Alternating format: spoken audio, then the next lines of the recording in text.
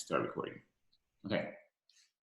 Hello, everyone, and welcome to this emergency training, right, on the coronavirus COVID-19 emergency loans and everything that came out with the new stimulus package for $2 trillion. Before starting, I really want to, I hope everybody's well and everybody's family members are doing well, everybody's safe, everybody's healthy, and that you or your immediate family has not been affected by this virus. We really hope it's, you just stay safe and your family stays safe through this whole crisis. Let's be smart. Let's stay healthy. Let's do the things the government is telling us to do, and let's stay home. We can work from home. So let's stay healthy and let's stay safe. Okay, so let's start this, right? There's been a lot of questions around the coronavirus, the COVID-19 stimulus package, the CARE Act, how it's called, and different loans, because and there's so many questions because it's a huge deal, right? When you break up this economic stimulus, you can break it up into all these different segments, right? And for us, we're just looking at the $1,200 we're going to get, right, and $500 per kid. But this is a much bigger deal, right? Or the $10,000 advance we could get from SBA. We're going to talk about all of that today. If you're curious like me and you want to see where every single cent is going, because, and you should, right? Because where there's money, you have to follow the money, how we said in the last time. And where there's money, there's opportunity, right? So you should follow and see where all this $2 trillion is going, because there's a lot of this money that's going to go to waste if people don't actually use it, right? Or request it. So you could go to howmuch.net, and they do a lot of cool graphics, and that's where I got this graphic from. So I just wanted to give credit to them, and if you want to get this graphic, you could just go get it there, because I know if you take a picture, it's not going to look as nice. Okay, so let's start. The Senate has passed a roughly $2 trillion coronavirus response bill intended to speed relief across American economy. This is the third aid pack from Congress, and it's meant to keep businesses and individuals afloat during the unprecedented freeze of the majority of American life. As you know, last night, our governor for Florida, now everybody has to, the stay-at-home law is applied through the whole state, just like in California and other, New York and other states. So it kind of freezes up, right, the way of life as we know it. Okay, so this bill is intended as they make us stay home, and most people can't work from their homes, can't make money, to at least have the means to stay afloat, right? And businesses also, right? There are 7 main groups that will see the widest reach impact. Individuals, that's all of us, right? And one of the things I like to say when we do these seminars is, you think about your clients, but think about yourself too, right? Think of how you can use this as your own benefit, right? You should be your first client on everything that you're teaching others to do, or you're helping clients to get, right? So your business owners also, this applies to most of us. The widest reach will be to individuals, small businesses. So those first two, those are us, and that's what we're going to concentrate on today. Big corporation, hospitals, public health, federal safety net, state and local government and education. That's a whole other deal. We're going to talk today about individuals and small businesses. So individuals, the bill includes several elements aimed at helping people engage in the economy. That means direct cash for many, plus expanded unemployment benefits and new rules for things like filing your taxes and making retirement contributions. I was making, and I've been in the financial services industry for 21 years, I think 22 now. And one of the things that I've been seeing, and I've been a little bit concerned about when reps come up to me or people come up to me and ask me about the rule with the IRAs and the 401ks, that they can take out their money with penalty free. They don't have to pay the pre-retirement age penalty.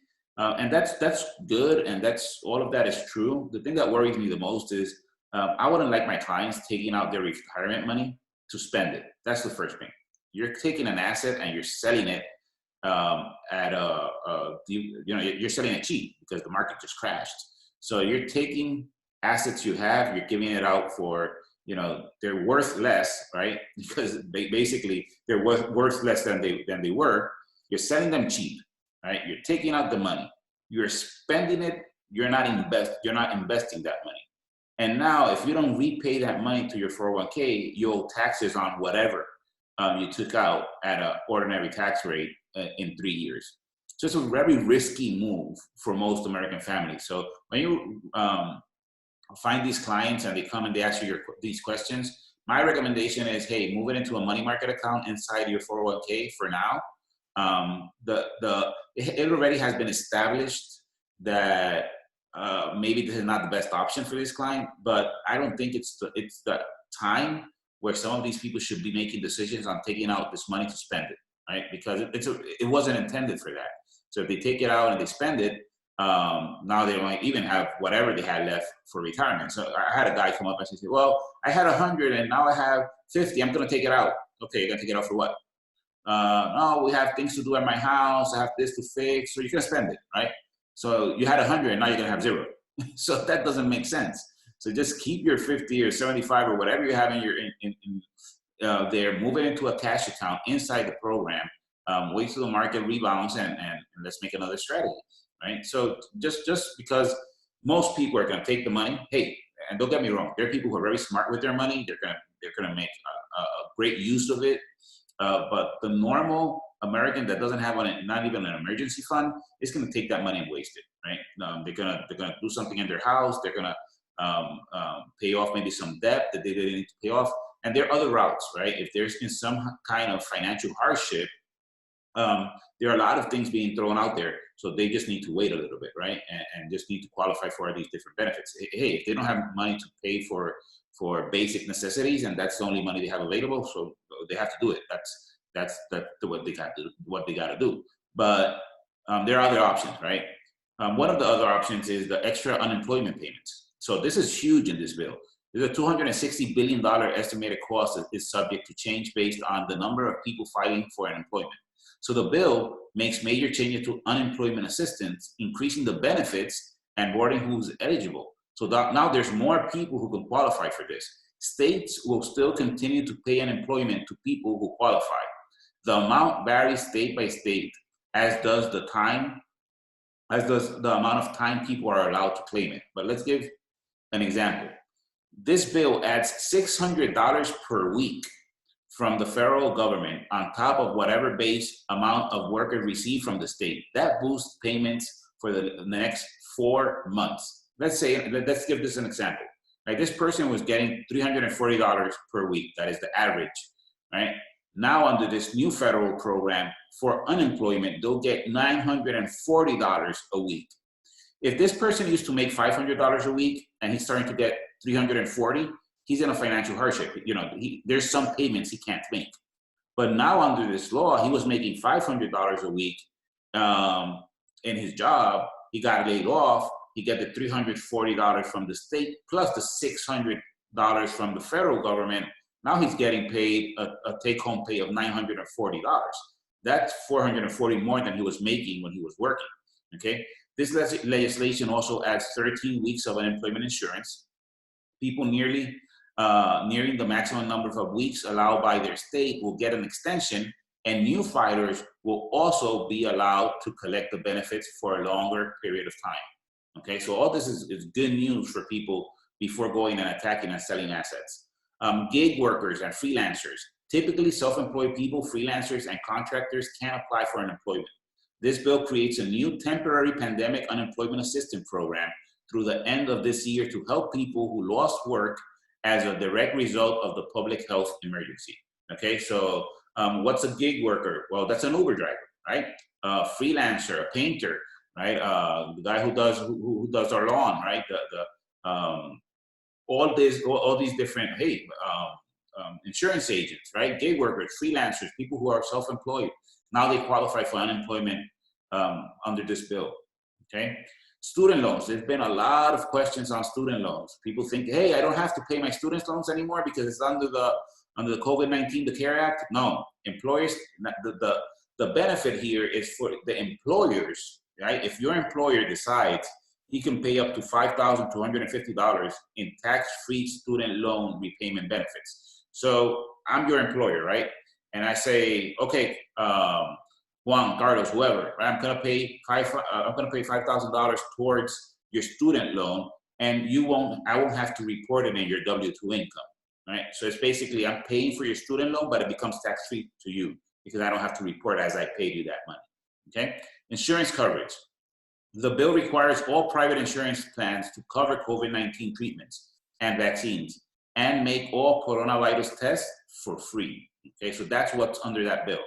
Cash payment, right? This is now, all of this is under the Individual Act, right? But everybody's focused on just the cash payments, right? Which is great. I see the unemployment thing being really huge, right? It's really big because, you know, people are getting $600 more a week on the unemployment side. So that is really huge. And a lot of more people should focus on that. Most individuals earning less than $75,000 can expect a one-time cash payment of $1,200. Married couples will get $500 per child. That means if you have a family of 4 and you earn less than $150,000, you'll get $3,400. Right? I think everybody's an expert on this subject right now because it's been really attacked by media, and it's important, right? It's like it's a lifeline that's being thrown out there for people to get money because they need it, right? As you make more money, more than 99,000 and 198 as couples, it starts to phase down onto that amount, okay? So if I have not filed my tax return, 2018 or 2019, can I still receive an economic impact payment? Yes, okay? Go back and fill your 2018, 2019. That's a huge opportunity for us, right? These are people who had to file but didn't, right? They're not the same as people that didn't have to file, right? These are people who had to file, had the obligation to do it, but they didn't, okay? The IRS urges anyone with a tax filing obligation who has not yet filed a tax return for 2018 or 19 to file as soon as they can receive an receive an economic impact payment, okay? Taxpayers should include direct deposit banking information on the return. So that's one thing, right? I don't want people confused, and I think people will get confused on this. Because one thing is people who have the obligation to file who haven't done it, they still have to do it, right? The other thing is I'm not typically required to file my tax return. Can I still receive my payments? These are people who are in disability, receive Social Security checks. All these people last night until yesterday, the answer was yes, you still have to do a simple tax return. Last night, the Home Treasury Department, I'll show you my picture, not my slide now, a minute, share here. Okay, now you can see, okay, Social Security recipients will automatically receive economic impact payments, okay? So the IRS will use information on the Form SSA 1099 and Form RRB 1099 to generate the stimulus impact payment. And they'll use wherever they're depositing their actual Social Security check, that's the same thing they're gonna use. That's the same account they're gonna use for them to get deposited. So technically they don't have to do anything, right? But me and Carlos have certain opinions on that, and I want Carlos to jump in real quick. Carlos, right. Yes, right. So this came up, like Julio was saying yesterday. I am not 100% confident in our government to be able to adhere to this.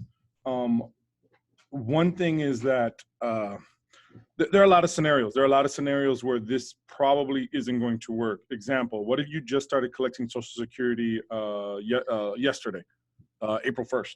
Are now you telling me that I don't need to file a tax return? What if you just started collecting Social Security, and your spouse still works? Are you now telling me not to file a tax return? So I would definitely err on the side of caution. If you have a client asking you what's the best way to do it, my answer is do a tax return. Do a simple tax return, do a zero tax return, and send it to the IRS. What if your bank account information is no longer active? What if they send you that money to your Social Security account that you have on file, and for whatever reason that deposit fails? The last time you filed a tax return was 10 years ago, and what if that address is no longer up to date? So I would still err on the side of caution and file that tax return just to make sure that the IRS is getting the most up-to-date information. Okay. And how can we do that on our software, Carlos? All right. With no income, that's So, your turn. so segue to that part. Let me share my screen here. Okay, everyone can see my screen, right? The tax software. Yep. Okay, so there's our beautiful tax software right there in front of you. Now, there has been some conversations that we've been doing on the chat talking about, put in $1 under other income, write the word stimulus. This is happening very fast. Things are changing. The software developers have made kind of I guess what you want to call it, an update to allow you to now do this. This is the correct way to do a simple tax return. So first and foremost, like I always tell you guys, you need to do updates at minimum twice a day, once in the morning and once before you close out. So make sure you have the most up-to-date tax software, all right? And then when you're gonna do a zero return, you're gonna put in the client's information right here on top, all right? Nothing, this shouldn't be new to anyone. If they're married, obviously you're gonna change that filing status to 2, and you're gonna put in the spouse's information. Make sure the address is correct. Spend a little bit of extra time making sure this address is correct, because for whatever reason, if that direct deposit fails, and it happens, guys, it happens. Sometimes the direct deposit, we miss a number, sometimes the bank closed, sometimes they give you a direct deposit and their name isn't on the account. Whatever the reason is, all right, make sure that this address is correct. And down here, you'll put the dependents, put all the dependents on the return. Do not put in the bank information here if you are doing a simple return. Again, do not put the bank information here if you're doing a simple return. I'm going to show you what happens if you do that. But first, I want to show you the correct way of doing this. So put in all the information on the client data screen, all right? Follow these steps exactly. Go to the 8879, and you're going to put in a 2 for direct deposit. All right, it's going to pop up and tell you that you need to collect your fees. You guys all know what to do there. All right, then go to the 1040 and go to the direct deposit information line 1921B, and you're going to enter in the direct deposit information directly onto the 1040. All right, so let's put in my bank here, 121252, 121252, and put that it's a checking or a savings account. All right.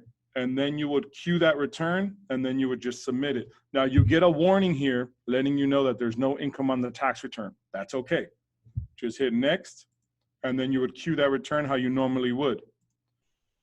If you don't follow these steps, all right, and you think you're smarter than the average bear, if you don't follow these steps and you decide to do the usual and put the bank information here as you've been trained to do, all right, this is what's going to happen. You're going to put that information on there out of habit. You're going to go over to the 8879. You're going to put that it's a direct deposit. All right. And you're going to queue it and you're going to send it. All right. You're going to see, oh, these are just warnings. I can go ahead and queue it. Well, look what happens when you do that. The information does not populate on the 1040. So if you do that, you're going to send this tax return directly to the IRS. They're going to get all the information, but they're not going to get the direct deposit. And there's no way that we can fix this and change this. Once we submit the tax return, we're stuck. So let's go back and do it the correct way. All right. You're going to have not filled out the 8879. You are going to put the information of the client. We're not going to put any direct deposit information here. I'll behave. Okay. We're not going to put any direct deposit information here. We're going to make sure that this is blank. We're going to go straight to the 8879 from the client data screen. We're going to put a 2 for direct deposit. Make sure you collect your money.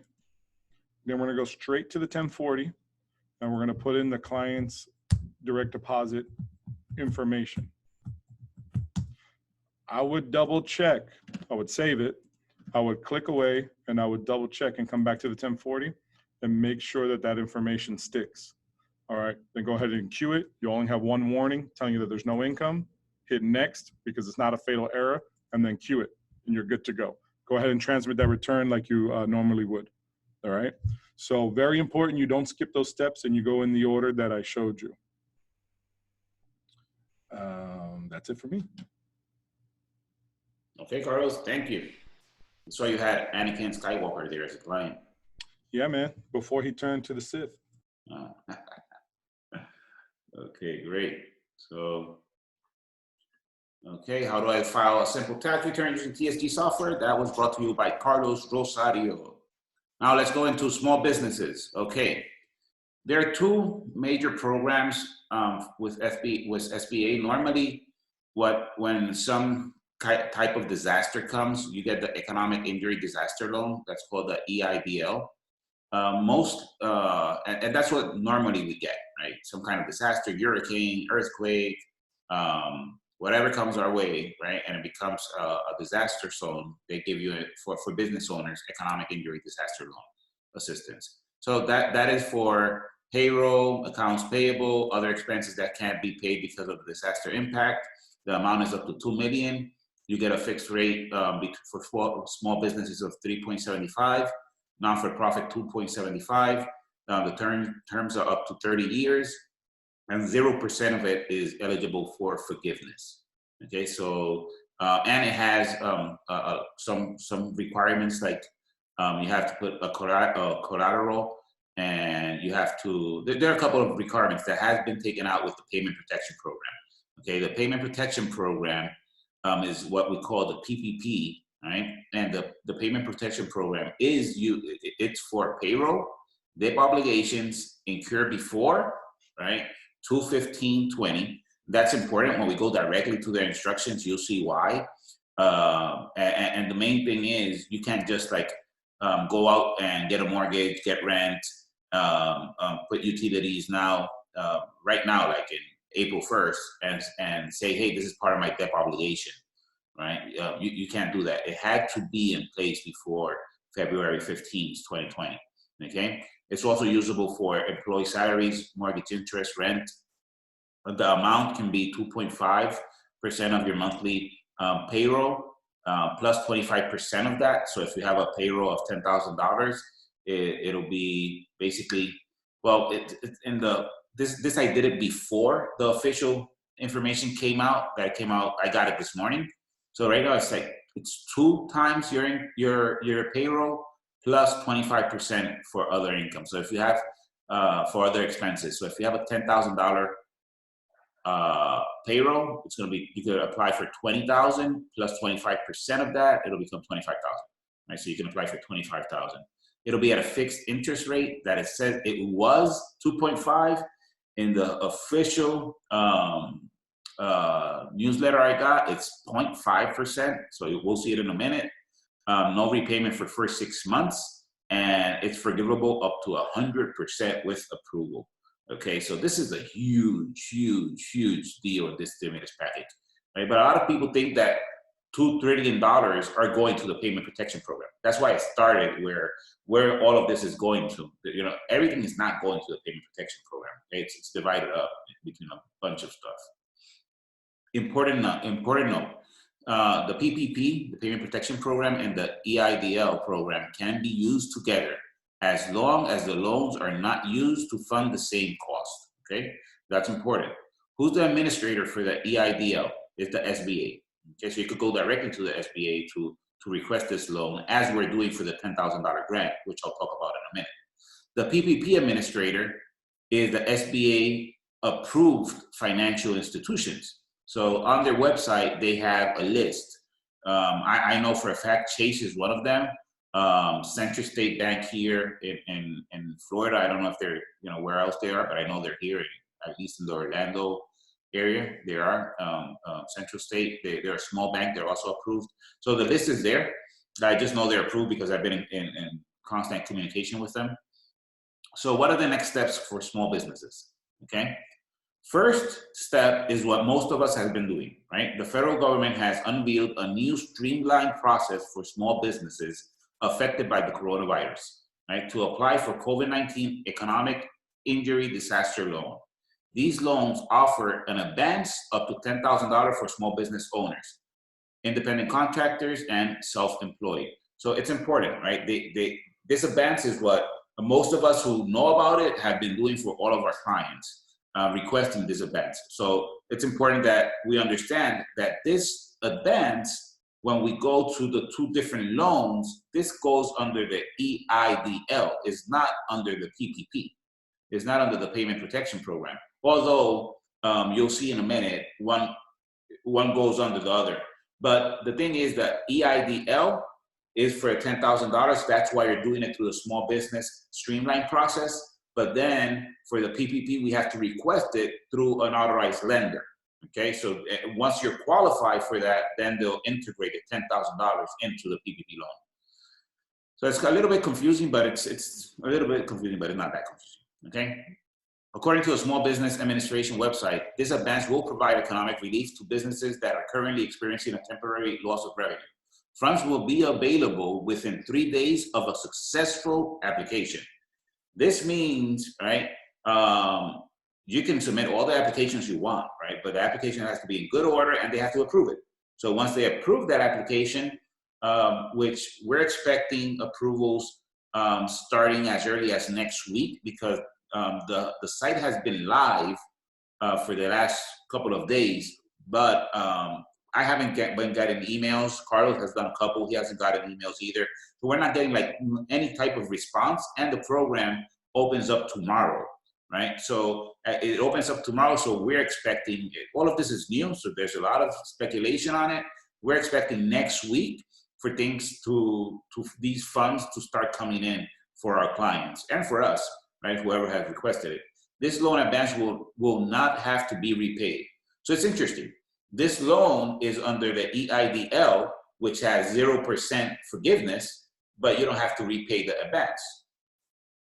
Why? Because this grant, right, which it's under the section 1110, the emergency EIDL grants, this section describes a requirement for receiving $10,000 emergency grant. The first section waives most of normal requirements, including requiring a personal guarantee and the requirement that you be in business for at least 1 year. Okay, so you still must be in business since at least January 31st, 2020. If somebody just started their business, they can qualify for this $10,000 grant, okay? According to this section, the $10,000 emergency grant may be used for the following approved purposes. Providing paid sick leave to employees unable to work due to the virus, maintaining payroll to retain employees during the business disruptions. You send everybody home, but you're still paying them, right? So this money can be used for that. Meeting increasing costs to obtain materials unavailable from the applicant's original source due to interrupted supply chains. Making rent or mortgage payments. Important, if you're making a rent payment, it has to be a rent that has been established prior to February 15, 2020. If you go out there and you say, well, this is a great opportunity, let me go get a new office, right? This cannot be used for that. It has to be, that rent has to be in place prior to February 15, 2020. Repaying obligations that cannot be met due to revenue losses. So that opens up a huge other spectrum, right? This means that you can use the funds to maintain payroll, buy materials for your business, and pay your rent. It also means that if your business is forced to use corporate credit cards to stay in business, that those expenses also qualify for forgiveness, okay? The qualification process for obtaining these loans has been also streamlined, okay? In this section indicates that requests may be approved based solely on the credit score of the applicant. It also states that applicants will not be required to submit tax returns to qualify. That's important. You haven't submitted your 2019 tax return yet as a business for your business, you can still qualify for this, right? So this is the disaster loan application. Let me stop sharing here for a second and let me go to that disaster loan application. We can see it. It's a pretty simple application. So you see here, I filled it out. It's my name, Julio Velasquez, trade name. I put my, I put a fake social there. Organization, independent, non-for-profit, right? Total revenue is 100, 000, because, I don't have cost of goods sold. So, right, I have to put my business address, cannot be a P.O. box, okay? Email, date business was established. If I bought that business, so I bought it 5 years after it was established, so that date, what type of business and what do I do and how many employees do I have, okay? After that, right, this is important. If you leave this without, it doesn't have a yes or no when you go into the space. So you have to put no if it's not owned by another legal entity. Right? If not, it'll give you an error and it won't let you go by. So who's the owner of the business and what percentage, right? Just fill all of this out. Boom.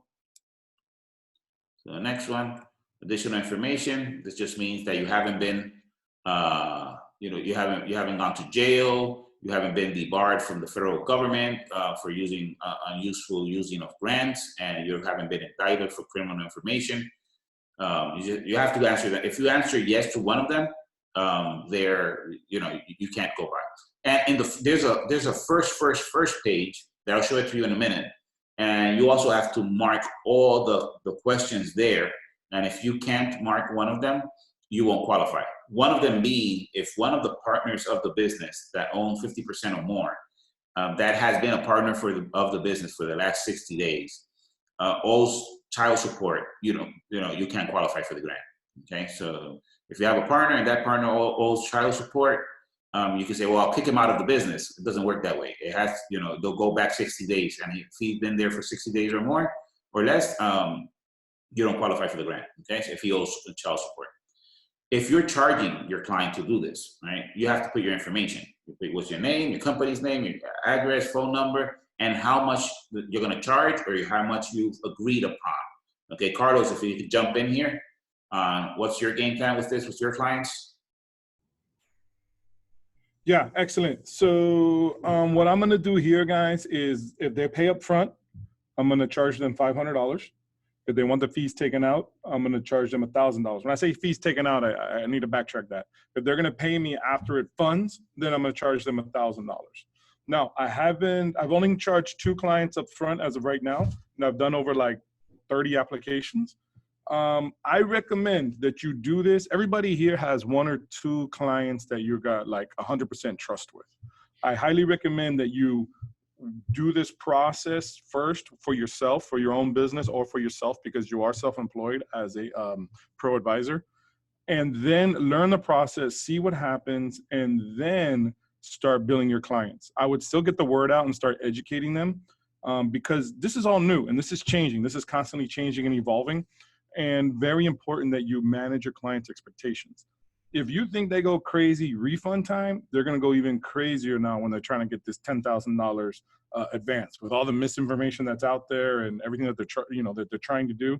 So I would definitely just kind of tread softly. If you feel $500 is too much, you can charge less. If you don't think it's enough, you can charge more. But I would definitely do a fixed cost because we really don't know how much they're going to get and how quickly they're going to get it. And you want them to generate more referrals and to send you people. So as soon as I get the first funding in from one of the loans that I have done, I'm text blasting all of my self-employed clients and all of my business clients. And I'm letting them know, hey, listen, there's an opportunity for you to get a $10,000 grant. If you've done and used correctly, you don't have to pay it back. So that's my take on this. That is my strategy. And like I said, I've already done over 30 applications. While we're on this call, Javi's in the office doing 4 applications as we speak. So this is a huge game changer. And like I've been telling everybody, I am busier this April I'm more busier this April than ever before. So, in times of crisis, definitely there's an opportunity. Yep, that's totally true.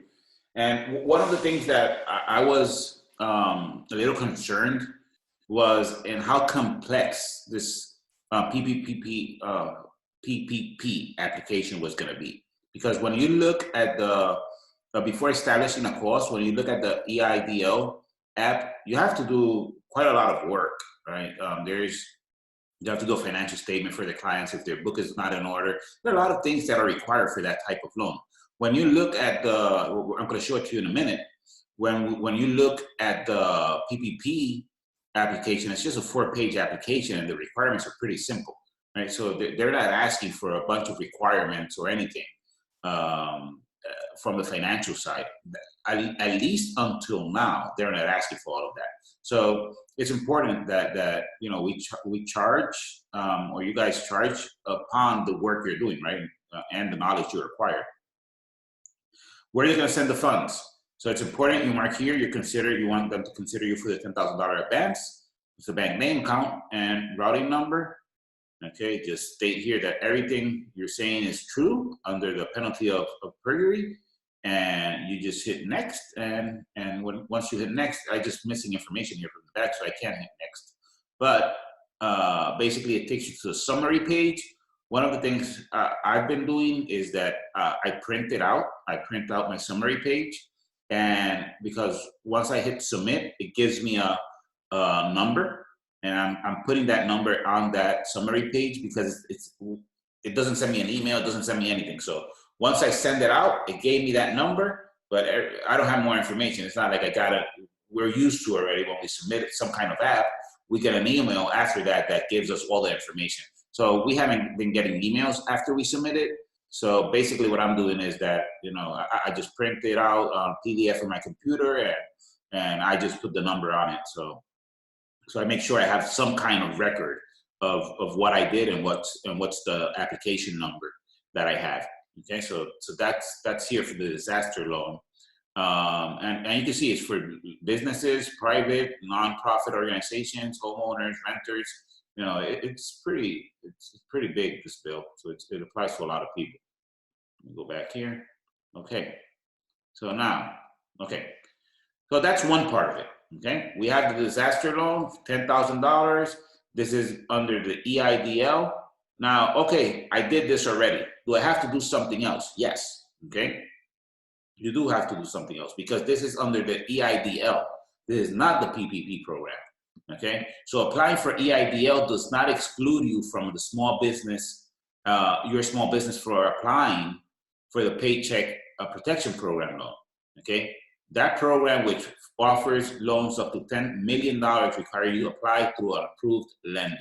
Okay, so this is important. You already did that through SBA because they're the administrator of the EIDL. Right? But the administrator for the PPP is a approved lender. So they're two different things, even though they're gonna end up together. They're two different things. So I already did that with the SBA.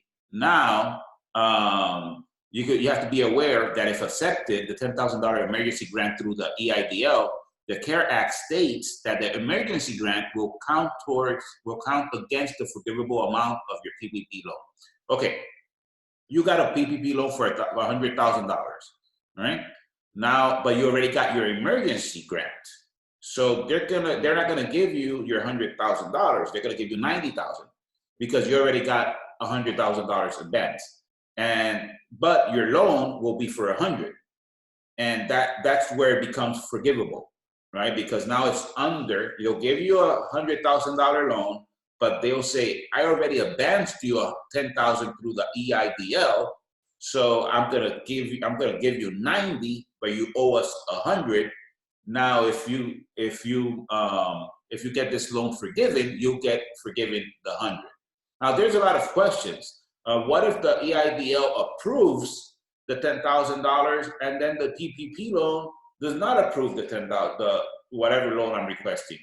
Well, there's still not. I still don't have answers to that. There's quite common sense, maybe, that you'll owe that money to the EIDL and it'll go at a 3.75%, and you'll have up to 30 years to pay it, right? Because those are the EIDL rules.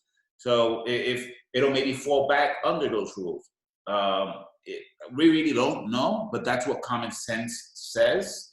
But common sense is the less common of senses, so we don't know if that's gonna go through like I'm saying or not. But once we find out, we'll do a call, we'll make a video, and we'll share it with the whole Pro Advisor platform. Okay.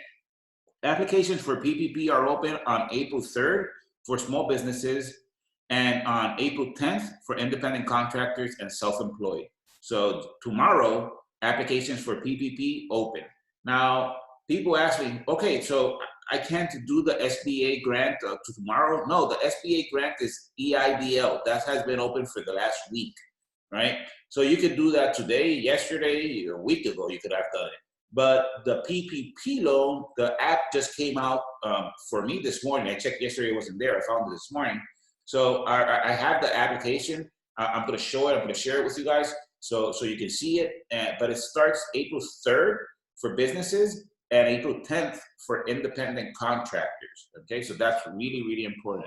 Because when I see the app, I think they're going to be different because independent contractor, and does not have, maybe they don't have employees, they don't have, it's not the same thing. So they're going to have to create some type of rules for that part of the grant or the bill. And that's why it's going to take another week, right? So when we go here to the, give me a second. Okay. Payment Protection Program information sheet. This is straight out of the hometreasury.gov. Okay. This is hot. This came out, came out today. The banks got this yesterday. So all loan terms are the same thing for everybody. Okay.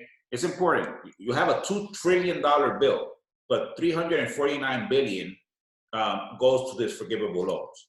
Okay. And we have a lot of businesses in the US and a lot of big ones. Okay. So it's important that you understand that you should speed this up, because one of the bullet points here says that each lender is going to have a max amount that they could lend.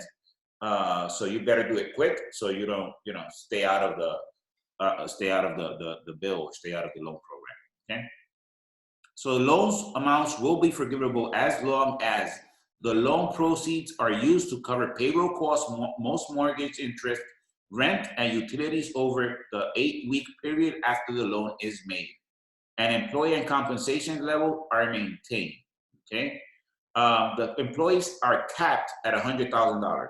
So if somebody makes $150,000 in your company, that person is not, you can't use his payroll. It's capped up to 100. So you'll say, okay, this person makes 150, but I can just cap it at 100. So you just have to work the rest out with your employee. Due to likely high subscription, it's anticipated that not more than 25% of the forgiven amount may be used for non-payroll costs. So if you have a $100,000 loan, you use 25,000 for rent. You use 25,000. That same 25,000 for rent, for utilities, and the other 75,000 has to be to payroll.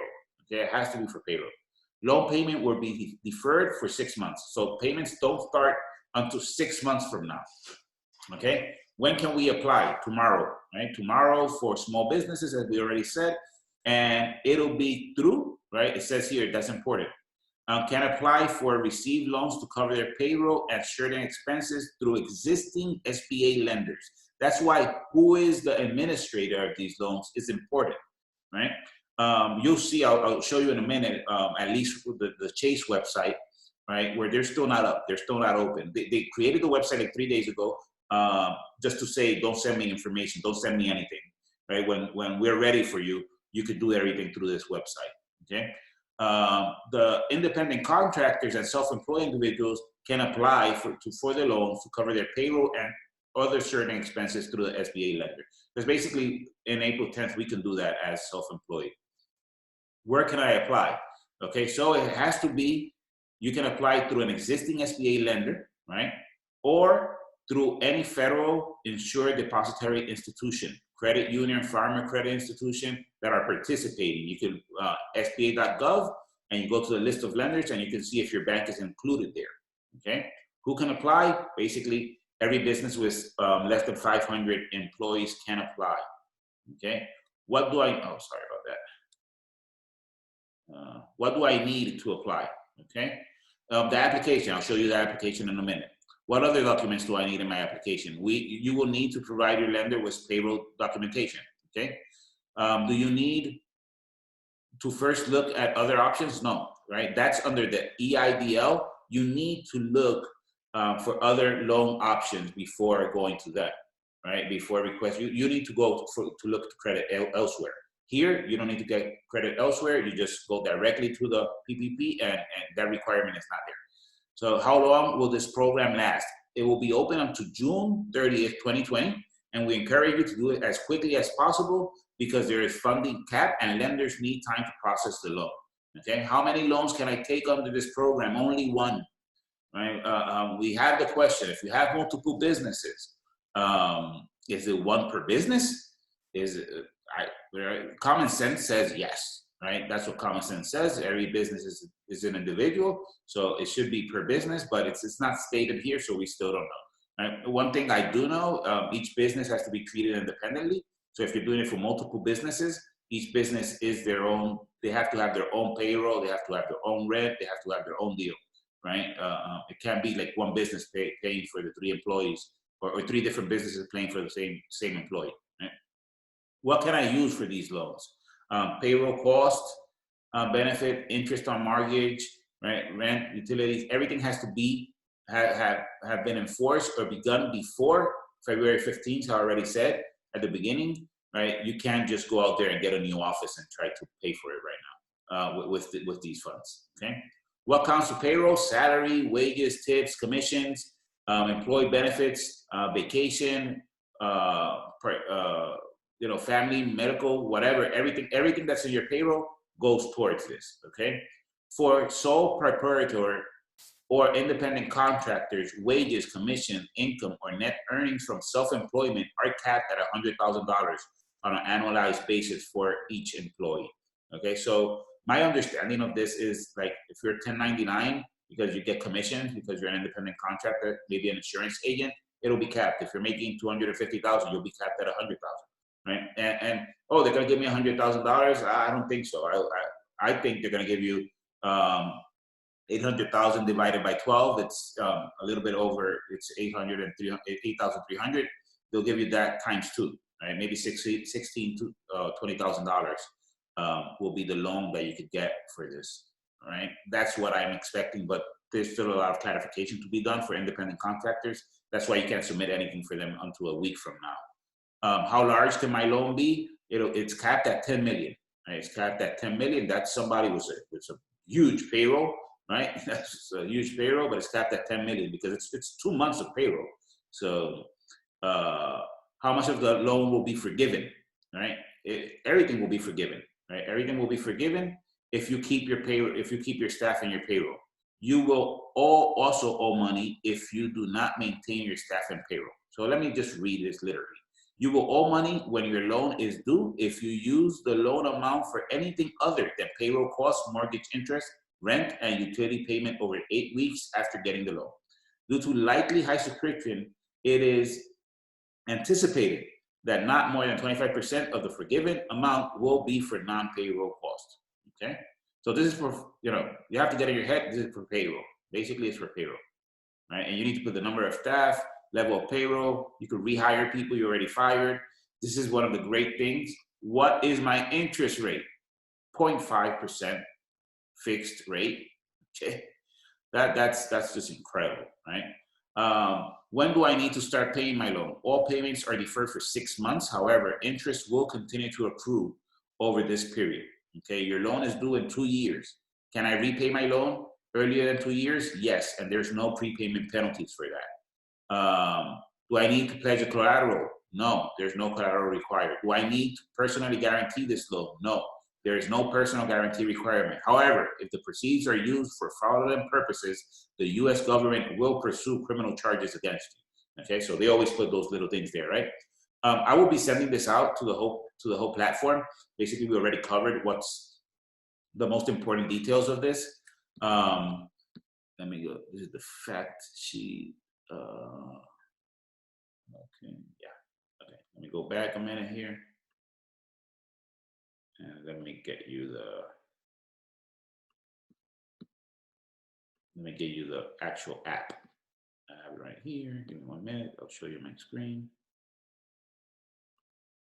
Carlos, you're excited with that 0.5%, right? Why are you poking the hornet's nest? Guys, that's free money.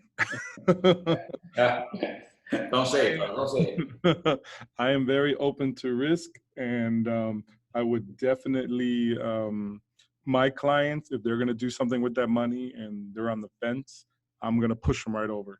That is a very low interest rate. It is unheard of, and you can do miraculous things with this money, especially in the time of such uncertainty. One thing, I just do a little personal story. One thing, I listen to a lot of Grant Cardone, and one thing Grant Cardone says over and over again is how you succeed and how you excel in this business, in business period, is doing things that others are afraid to do. Some people are afraid to borrow money now, invest in your business, because things are going to come right. things are going to come right. And those that have prepared themselves, made the investment, put down the groundwork to be liquid and to be able to take advantage when the economy does come right, those are going to be your, instant success stories. Yep. The overnight success, the 20-year overnight success, right? Yeah. Okay. So this is the Payment Protection Program application form. People, this is, my God, it's 4 pages. 4 pages. The last 2 pages are basically information, right, of the purpose of the form, instructions on completing it. And you just have to put there's not a lot of information, right? Your legal name, the amount of payroll, right? Number of jobs, and that's basically it, right? If you're self-employed independent contractor, this is not your application, right? There will come another application, but this is the one. Although it says independent contractor here, I think they'll come out with another application. I still don't know, but you at least you can't send it right now. So it's a basic application for everybody. First page is just right. It says here something really important, right? If questions 1 or 2 are yes, the loan will not be approved. Okay, so these 2 questions are really important to go over them with your clients and make sure that they're answered no, because if they're answered yes, it will not be approved. Okay, signatures, certifications, and you're done, right? And now the big question is, okay, I have I know what I got to do. I do qualify. I have the app. What's next? Well, what's next is going to your bank. All right, you can still see my screen, right, Carlos? You can see the Chase screen. Yep, I can see it. Okay, so this is at least Chase. This is what they have established, and it says you may be eligible for a loan under the SBA new PPP program. The program is designed to provide small businesses with access to capital for payroll and other overhead expenses. We are anticipating applications for this program at this time. We aren't accepting applications for this program at this time. Check back for updates. Please do not send us SBA or Treasury forms. Please check back for details. So they put this website there, but it's not open until tomorrow, right? There are smaller local banks, which if you can actually talk with somebody or you have friends in the bank or, right, that you could put your app like on top of everything else and it's one of the first ones submitted, well, good for you, right? That's what I'm trying to do. So, but the Chase Bank, this is what they're doing right now. They're sending you to this website. So when you look at it, the administrator, who is the administrator? The administrator is going to be a lender, right? So you can't send this directly to the SBA. You have to send it through an approved lender. So we have to wait for banks to give us instructions on how to do this. But you already saw the fact sheet, which I'm going to share with you guys. You already saw the fast track borrower information form, right? I guess they're going to ask for a lot of more information, maybe. If they don't, the better, right? And basically that's it. That's what you need to. Julio, I want to jump in and add a couple of commentary, and I want to answer Pam's question as well. She came in a little bit late.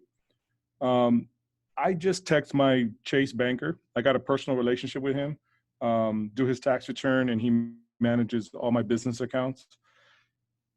He told me that will go live tomorrow. So by 9 a.m. tomorrow, that website that Julio just showed us will go live. If your clients bank with Wells Fargo or other big banks, I'm pretty sure it's going to be the same situation. Yep. So for your businesses, if you could apply. Now, Pam does have a question.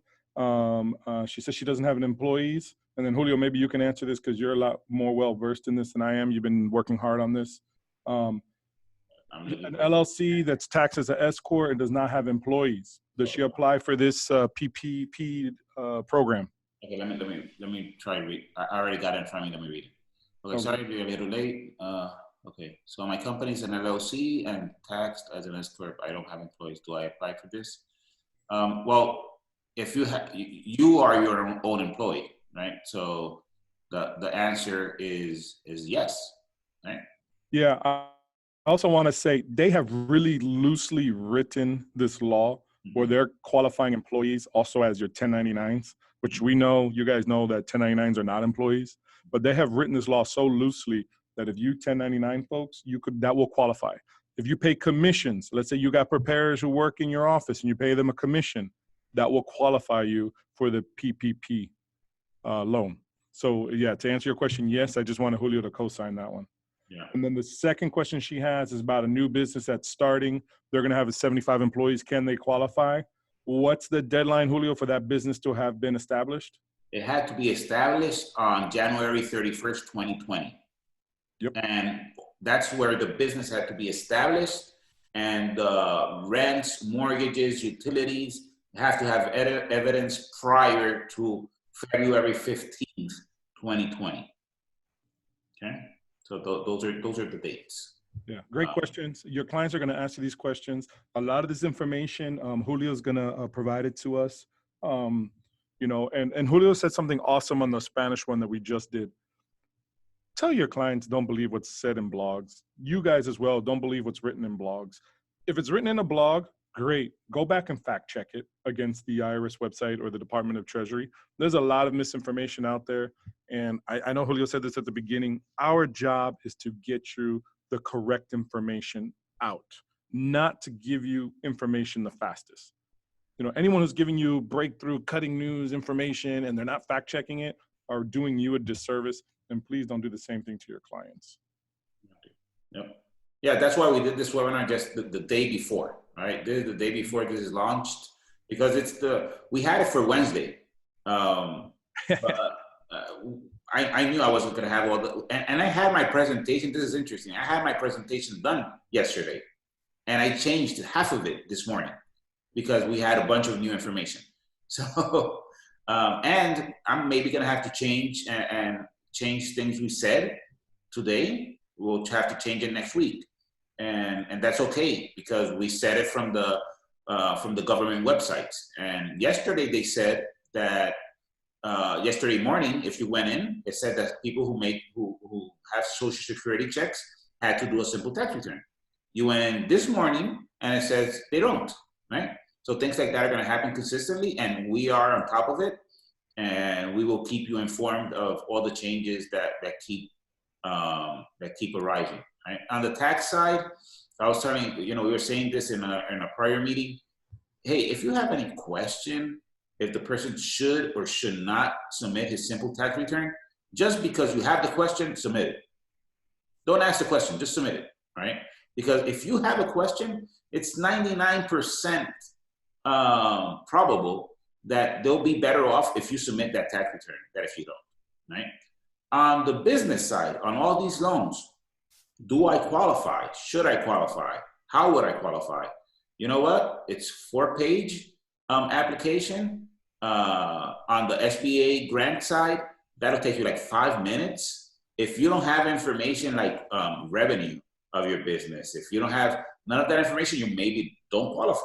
Right? Because if your revenue is zero and everything's zero, you haven't made money in that business, maybe you don't, right? But if you want to do it anyway, put zeros all the way and submit it, right? They're not charging you anything to do it for yourself, right? If you see that in a client and you want to charge them and you know they're not going to qualify because they don't have a legit business or they're not, they don't have the parameters, they just started last month, it's highly likely you shouldn't submit it and you shouldn't charge them to do that, right? But they still want to do it, show them how to do it and they can do it themselves. Or you can charge them if you want, right? It's just trying to be ethical in the whole process. But we, on our side, we'll keep you informed. We'll keep doing this as much as we have to for the whole ProAdvisor platform to have all the knowledge they need to continue growing and to service their clients, right? And that's our commitment since day one. That's why you become a ProAdvisor. So you could be ahead of the curve and you can have all the correct and right information. Okay? Carlos, we have no more questions. We're good. I think you did a good job, sir. Thank you, Julio, very much for being on top of this. I've been pushing Julio to do this. I actually dropped it on his lap last minute. I said, better that you do this and then before everybody waits on me. So this was great. Julio, thanks. Julio's going to keep us apprised of all these updates that are happening. And I'm pretty sure we'll be doing another one of these next week, or maybe we'll just record and throw something up. But we'll definitely keep you guys posted. Questions, shoot them out to your account executive, Julio or myself. We're more than happy to help you guys, help your clients. And use this as an opportunity, guys, to solidify value, all right? H&R Block is not doing this for their employees, all right? Jackson Hewitt, Liberty, they're not doing this for their customers, all right? This is what separates us from every other tax office that's out there. So make sure that you guys brush up on this, offer this to the clients that qualify, and use this as an opportunity to continue to generate revenue for yourselves in these tumultuous pandemic times. Yep. Okay. Thank you, everyone. Thank you for joining. This will be recorded and on the ProAdvisor Institute shortly. Thank you. Bye. Thanks, everybody.